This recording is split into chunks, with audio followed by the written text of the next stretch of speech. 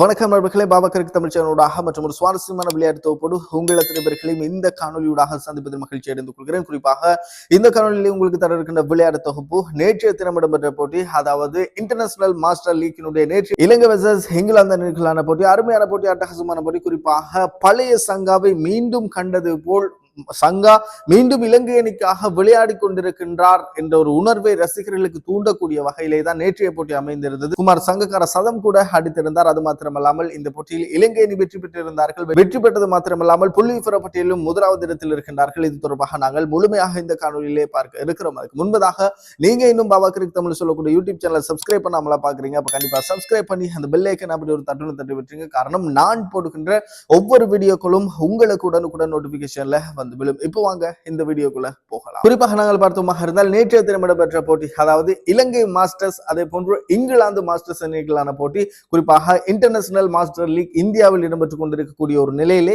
இலங்கை அணிக்கு முதல் சுற்றினுடைய கடைசி போட்டி தான் இந்த போட்டி. அருமையான போட்டி, அட்டகாசமான போட்டி. அதாவது பழைய சங்காவை மீண்டும் பார்த்தது போல் நேற்றைய தினம் இடம்பெற்ற போட்டியில் அமைந்திருந்தது. மிகச்சிறப்பான துடுப்பாட்டங்க. அதாவது அப்படியே மனுஷன் 2012ஆம் ஆண்டு எப்படி இருந்தாரோ, 2013ஆம் ஆண்டு எப்படி இருந்தாரோ, மனுஷன் அதே போல இருக்காங்க. அதே சொட்டுங்க, பேசி வேலையில அருமையான துடுப்பாட்டங்க. அதாவது பெட்டுக்கு பந்த கனெக்ட் பண்ற விதம் இருக்குது, அப்படியே இருக்காருங்க. கொஞ்சம் கூட மாற்றம் இல்லாம இருக்காரு என்பதாக இலங்கை ரசிகர்கள் அப்படியே அவரை போற்றி கொண்டிருக்கின்றார்கள்.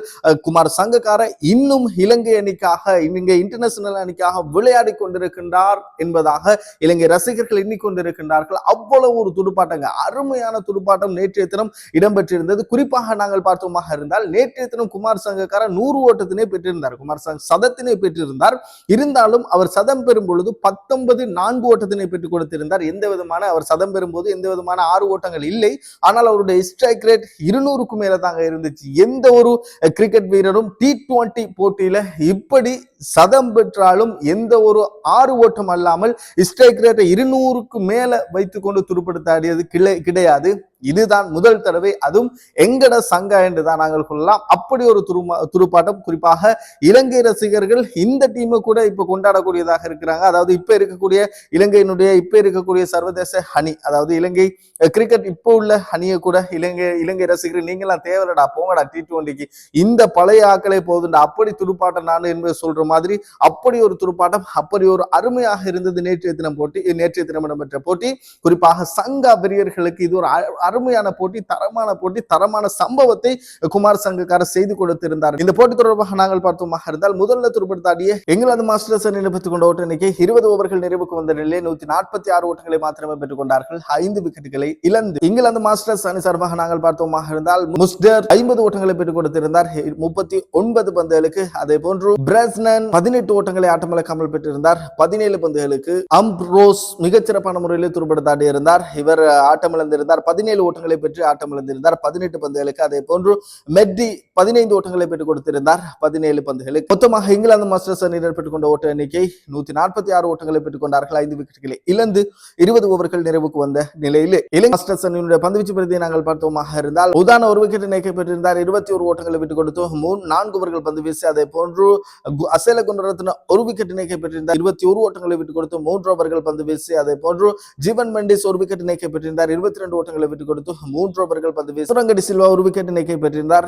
24 ஓட்டங்களை விட்டுக் கொடுத்து 3 ஓவர்கள் பந்து வீசி. இங்கிலாந்து மாஸ்டர்ஸ் அணியில் மொத்தமாக பெற்றுக்கொண்ட ஓட்ட எண்ணிக்கை 146 ஓட்டங்களை பெற்றிருந்தார்கள். பதிலுக்கு துடுப்படுத்தாடி இலங்கை மாஸ்டர்ஸ் அணியினர் பெற்றுக்கொண்ட ஓட்ட எண்ணிக்கை வெறுமனே 12.5 பந்து வீச்சு பிரதியிலே அவர்கள் 150 ஓட்டங்களை பெற்றிருந்தார்கள். இலங்கை மாஸ்டர்ஸ் அணியினர் 1 விக்கெட்டினை மாத்திரமே இழந்திருந்தார்கள்.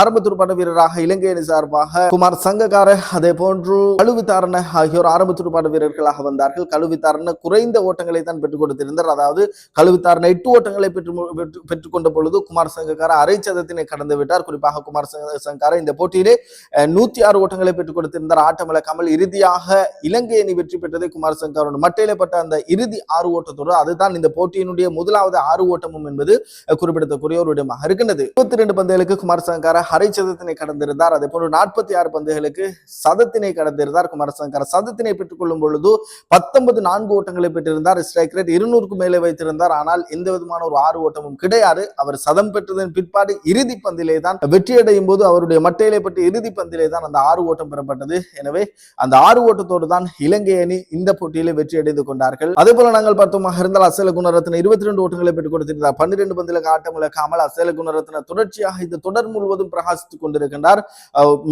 அதாவது இக்கட்டான சூழ்நிலையில் கூட அசேல குணரத்ன மிகச்சிறப்பான முறையில் இந்த தொடர் முழுவதும் பிரகாசித்துக் கொண்டிருக்கின்றார் என்பது குறிப்பிடத்தக்கம். இந்த போட்டியிலே இலங்கை மாஸ்டர்ஸ் அணியினர் 9 விக்கெட்டுகள் வித்தியாசத்திலே இந்த போட்டியிலே வெற்றி அடைந்திருக்கின்றார்கள். குறிப்பாக இலங்கை ரசிகர்கள் மிக பெரும் ஒரு சந்தோஷத்தில் இருக்கின்றார்கள். சாம்பியன் ட்ரோஃபிக்கு தான் நீங்க போகல, சாம்பியன் ட்ரோஃபி நாங்க அதை பெரிதா விரும்பி பார்க்கல, ஆனா இந்த மாஸ்டர் லீக் போட்டியை நாங்க ரொம்ப விரும்பி பார்த்து கொண்டிருக்கிறோம். மிகச்சிறப்பான முறையிலே இலங்கை அணி பிரகாசித்துக் கொண்டிருக்கின்றது என்பதாக இலங்கை ரசிகர்கள் உற்சாகமான சந்தோஷத்திலே இருந்து கொண்டிருக்கின்றார்கள். வருடம் இடம்பெற்றுக் கொண்டிருக்கக்கூடிய மாஸ்டர் இன்டர்நேஷனல் லீக் இந்த தொடர் பொறுத்தவரையிலே இந்த தொடரினுடைய புள்ளிபுற பட்டியலை நாங்கள் பார்த்தோமாக இருந்தால் முதலாவது இடத்தில், அதாவது நேற்றைய போட்டியில் வெற்றி அடைந்தது முதலாவது இடத்திலே இலங்கை மாஸ்டர்ஸ் அணியினர் இருக்கின்றார்கள். 4 போட்டிகளில் வெற்றி, 1 போட்டியில் தோல்வி. இரண்டாவதில் இந்தியா மாஸ்டர்ஸ் அணியினர் இருக்கின்றார்கள். இவர்களும் 4 போட்டிகளில் வெற்றி, 1 போட்டியில் தோல்வி. அதே போன்று ஆஸ்திரேலியா 3வது இடத்தில் இருக்கின்றார்கள். 4 போட்டி விளையாடி இருக்கின்றார்கள், 2இல் வெற்றி, 2இல் தோல்வி. அதே போன்று மேற்கிந்திய தீவுகள் 4 போட்டிகள் விளையாடி 2இல் வெற்றி, 2இல் தோல்வி. அதே போன்று சவுத் ஆப்பிரிக்கா 4 போட்டிகள் விளையாடி 1இல் வெற்றி, 3இல் தோல்வி. அதே போன்று இங்கிலாந்து 4 போட்டிகளில் விளையாடி 4இலும் தோல்வி அடைந்திருக்கின்றார்கள். இதுதான் புள்ளிவிவர பட்டியல். இலங்கை அணி அரையிறுதி ஆட்டத்திற்கு தகுதி பெற்றிருக்கின்றார்கள் என்பதை குறிப்பிடத்தக்கோடும். இதே போன்று மற்றொரு சுவாரஸ்யமான சூப்பரான விளையாட்டு செய்தியோடு உங்களை சந்திக்கும் வரை உங்களது விடைபெற்று செல்லும் ஆர்ஜி ஆசிர். வணக்கம் நேயர்களே.